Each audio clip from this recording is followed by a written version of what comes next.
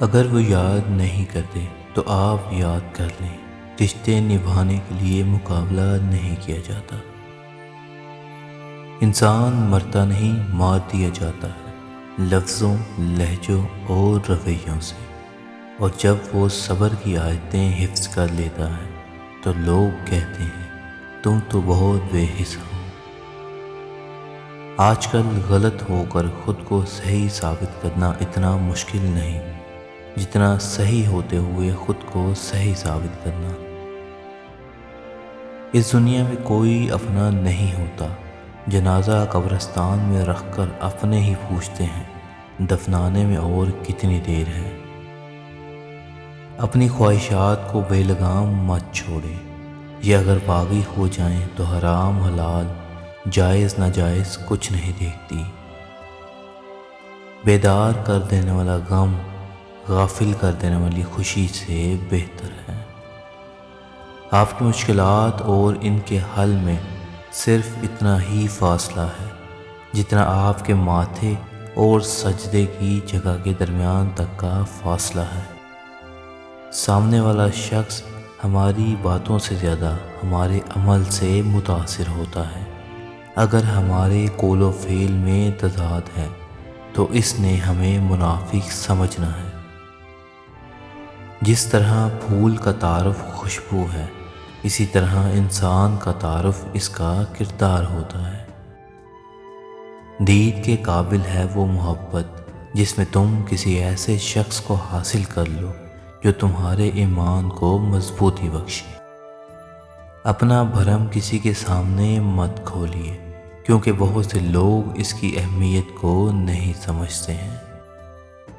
اس دنیا میں غریب کا پیٹ تو بھرا جا سکتا ہے، لیکن امیر کی آنکھ نہیں بھرتی۔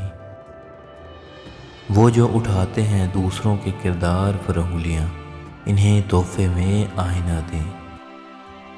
3 کام ایسے ہیں جن کو کرنے سے ابن آدم کے سارے کام قابو میں آ جائیں گے۔ تم اپنی مصیبت کا شکوہ کسی سے مت کرو، اپنی زبان سے اپنی خوبیاں بیان نہ کرو، اور اپنے آپ کو مقدس اور پاکیزہ مت سمجھو۔ عورت مرد سے 2 چیزیں طلب کرتی ہے، تحفظ اور محبت۔ اگر عورت کو یقین ہو جائے کہ مرد 2 چیزیں اسے دے سکتا ہے تو وہ اس مرد کی دیوانی ہو جاتی ہے۔ عورت کی سب سے بڑی کمزوری تعریف ہے۔ اگر مرد عورت کے سامنے اس کی تعریف کر دے اور اس کے ساتھ پیار سے پیش آئے تو عورت بھی اس مرد کی محبت میں گرفتار ہو جاتی ہے۔ کبھی بھی کسی کے سامنے اپنی سچائی اور خلوص کو بیان نہ کریں، کیونکہ وقت ایک دن تمہارے الفاظ بن کر خود سب بیان کر دے گا۔ جب آپ کا وقت اچھا ہو تو آپ کی غلط بات بھی نظر انداز کر دی جاتی ہے، اور اگر آپ کا وقت برا ہو تو آپ کے بات کے آگے 100 سوالیہ نشان لگائے جاتے ہیں۔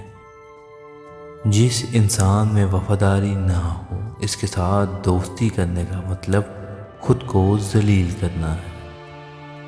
اگر زندگی عارضی ہے تو مشکلات بھی مستقل نہیں، بس تم اپنے رب کے شکر گزار ہو۔ عقل مند کہتے ہیں کیچڑ میں پتھر نہ مارو، اپنا ہی دامن داغدار ہوگا۔